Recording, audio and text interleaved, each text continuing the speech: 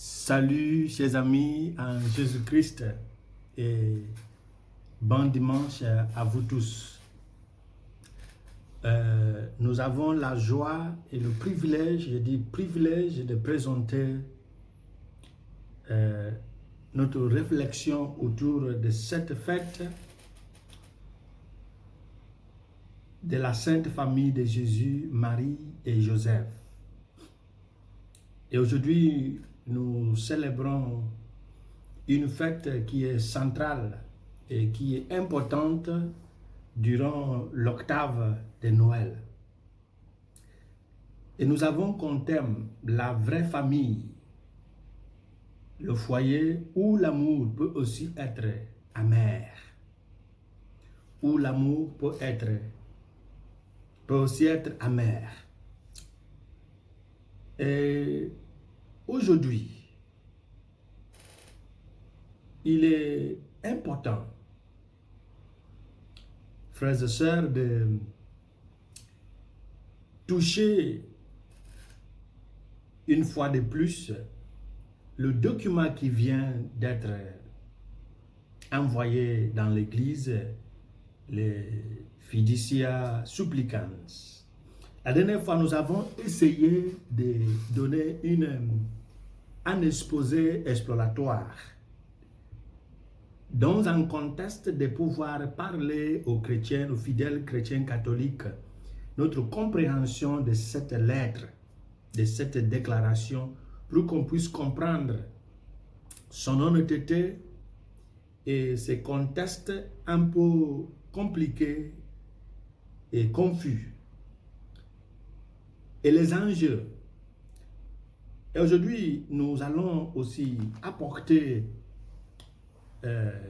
une contribution qui m'est chère, parce que l'Église de l'Afrique, au niveau où nous sommes aujourd'hui, je vois cette fête de la Sainte Famille comme un bon moment, une opportunité pour voir l'implication de cette déclaration, de ce document Fiducia Supplicans par rapport à la famille et à la valeur de la famille.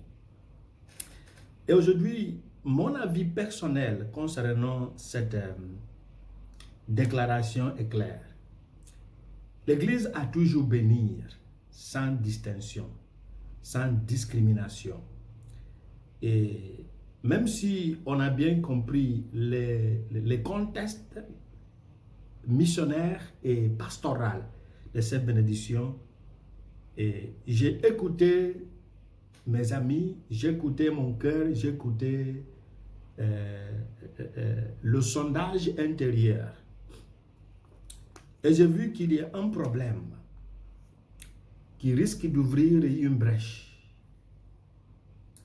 au sein de notre doctrine. Mais comme je dis, l'Église en Afrique, nous avons connu Dieu de sorte que si les gens qui nous ont parlé de Dieu, de Jésus-Christ, refusent de croire, on ne peut pas être, on ne pourra jamais être dessus ou balayer à gauche, à droite à cause de leur ignorance, parce que maintenant je l'appelle ignorance.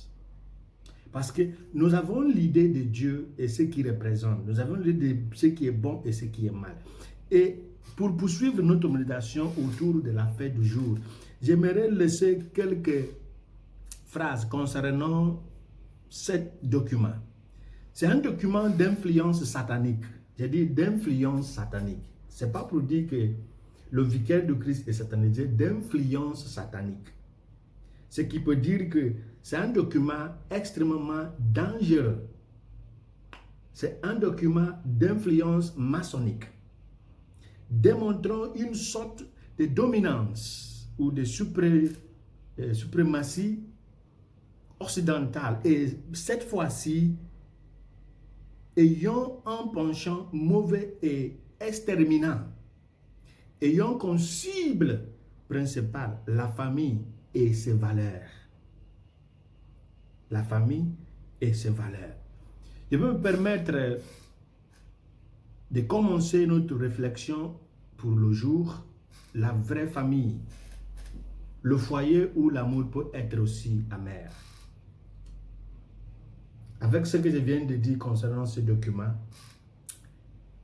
j'aimerais dire que d'après le rythme ou le temps de lecture d'aujourd'hui, la lecture qu'on a choisie, quand on célèbre la Sainte Famille de Jésus, Marie et Joseph, il me semble que l'Église veut que nous comprenions quelques points essentiels concernant une famille chrétienne. Une famille chrétienne est un terrain d'essai. Elle est comme une raffinerie où notre état brut est transformé ou raffiné en état qui répond à la valeur du marché de Dieu. Il faut souligner, c'est une raffinerie qui nous permet de répondre aux standards de Dieu, à la valeur du marché de Dieu. Alors, lorsque nous voyons les propos pareils, les déclarations pareilles, ça commence à remettre en cause la valeur essentielle d'une famille. Les paroles de Siméon dans le temple montrent ce que la famille de Jésus va subir à cause de lui. Et cela va les transformer, en particulier Marie qui serait prête à suivre Jésus jusqu'à sa passion sur la croix. L'état raffiné du but de l'incarnation de Jésus et sa passion pour le salut de tous. C'est à travers les expériences de sa famille que Marie a fait connaissance avec tout cela et s'est préparée à mener sa fiat ou son fiat à son terme. Lorsque Marie avait mis sa confiance en Dieu, ce n'était pas une confiance parce qu'elle a tout compris, non. C'est un abandon. Mais au fur et à mesure que les choses s'évoluent, que les choses se révèlent, elle a commencé à comprendre la profondeur de ce qu'elle avait dit, que tout m'advienne selon ta parole. Dans la famille chrétienne, la vie est une pratique. Ainsi, le juste vivra par la foi. Par notre foi active, nous sommes appelés à l'activité. Nous prenons une famille qui est un lieu de pratique. Et nous voyons une famille où papa et maman est un homme plus un homme. Où papa et maman sont une femme plus une femme. Je me demande et je demanderai quel type de vie pratique familière sera le cas dans ce type de famille. Parce qu'on dit que dans une famille chrétienne, il s'agit d'une vie pratique, ce qu'on doit apprendre, ce qu'on doit voir. L'homme quittera sa mère et son père. Son père qui représente la sagesse, son père qui représente le guide, son père qui représente la sécurité, sa mère qui représente la consolation, pour s'attacher à sa femme, pour que les deux deviennent un.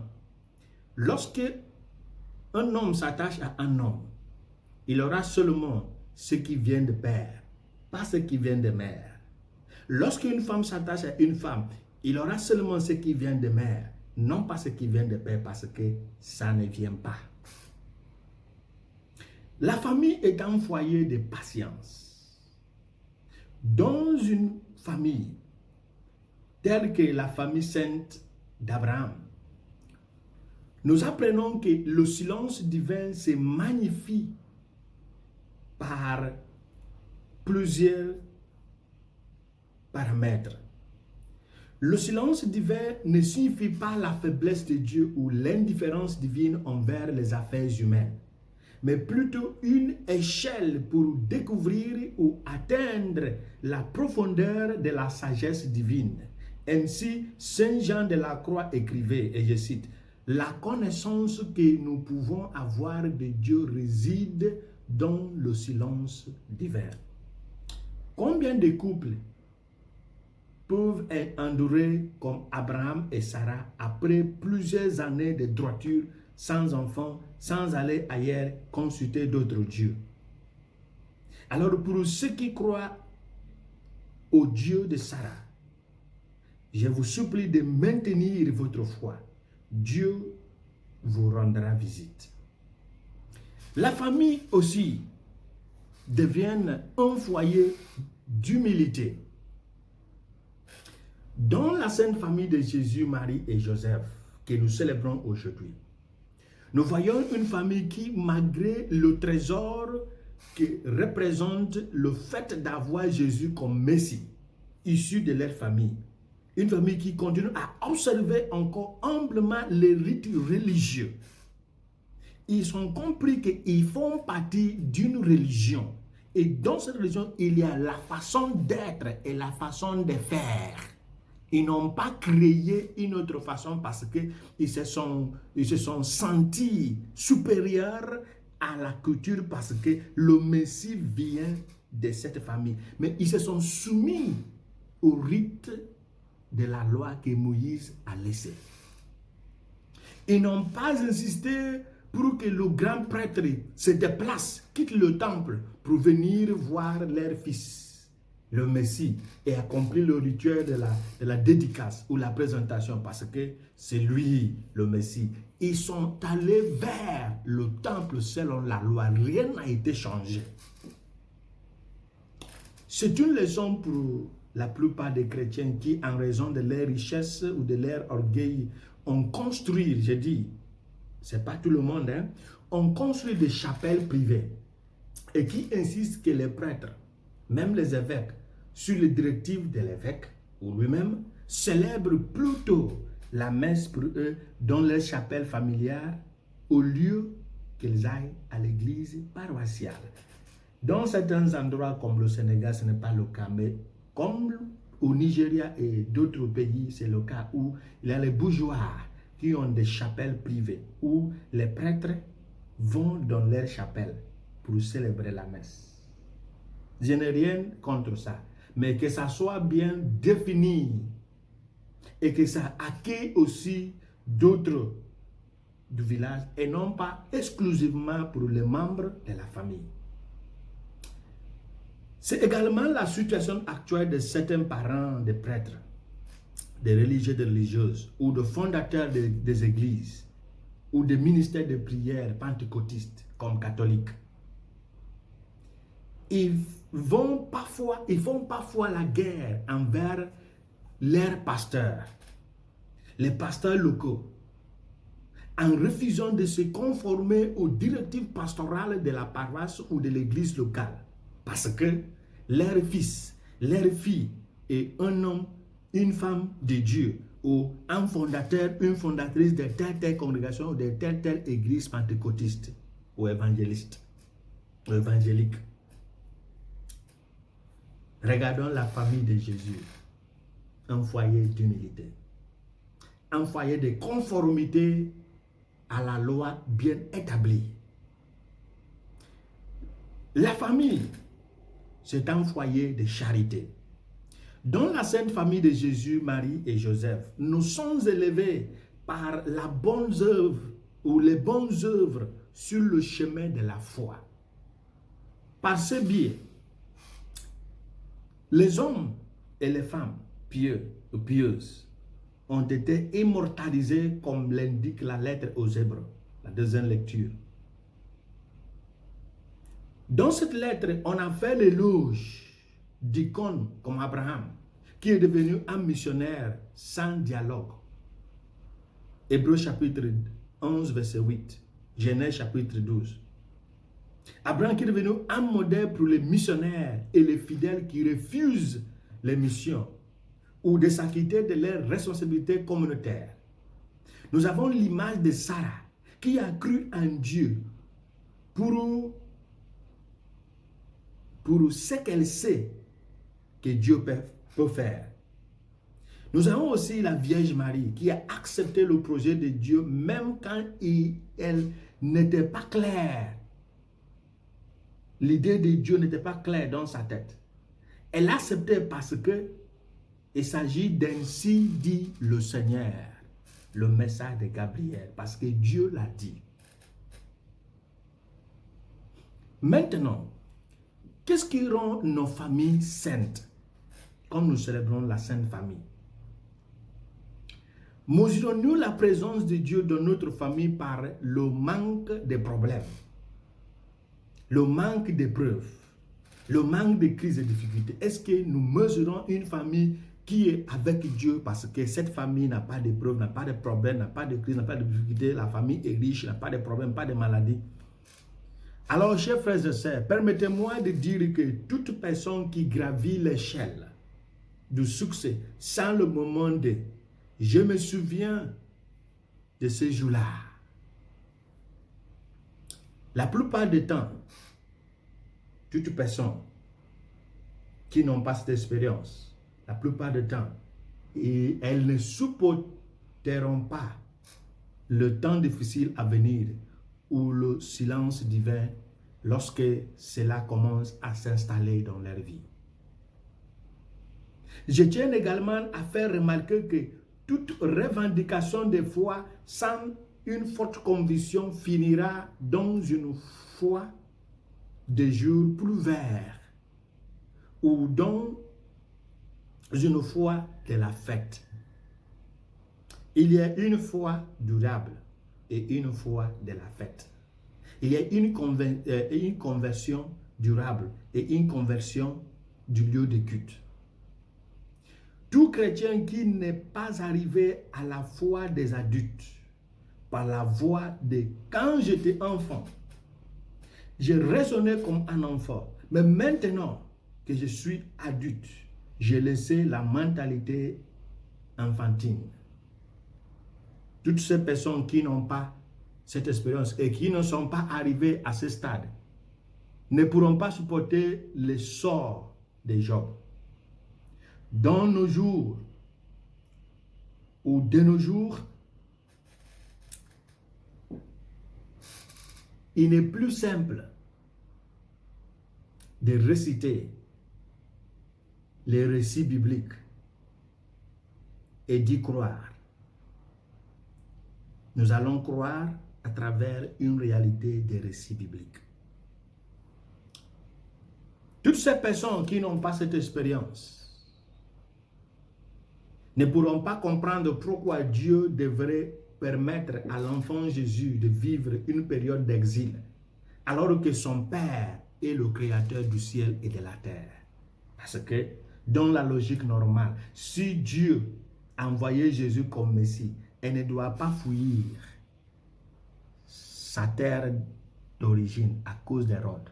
Mais Dieu l'a permis pour qu'on puisse avoir un Dieu qui nous permettra de souffrir pour attendre le jour de victoire. La famille de Jésus, Marie et Joseph. Dans la famille, chers frères et sœurs, la vie devient un foyer d'apprentissage par la prière, par l'amour, par la compréhension, par la patience, par la correction mutuelle et fraternelle, par le pardon, par l'aide mutuelle, ce qu'on appelle l'entraide, par la défense des uns des autres et par l'insistance à la vérité révélée. Les meilleures familles sont celles qui restent ensemble après les moments de tension, d'incompréhension et d'épreuve. Grâce à ces qualités, la famille devient une entreprise active et heureuse. Mais pour que la famille reste ce qu'elle est, il nous faut maintenir la vraie valeur d'une famille. Alors, merci aux évêques de l'Afrique. Merci aux différentes conférences épiscopales qui ont dit à notre cher pape, à notre cher vicaire du Christ que mon père, ta sainteté, nous sommes d'accord avec vous, mais ça ne correspond pas à ce que nous avons reçu comme révélation de Dieu. Et ça falsifie notre réalité culturelle. Que Dieu bénisse l'Église, que Dieu bénisse le pape, que Dieu bénisse notre foi, que nous avons jalousement accepté et que nous allons garder jalousement. Que l'influence de la Sainte Famille de Jésus, Marie et Joseph reste pour nous une ombre d'une manière éternelle. Amen.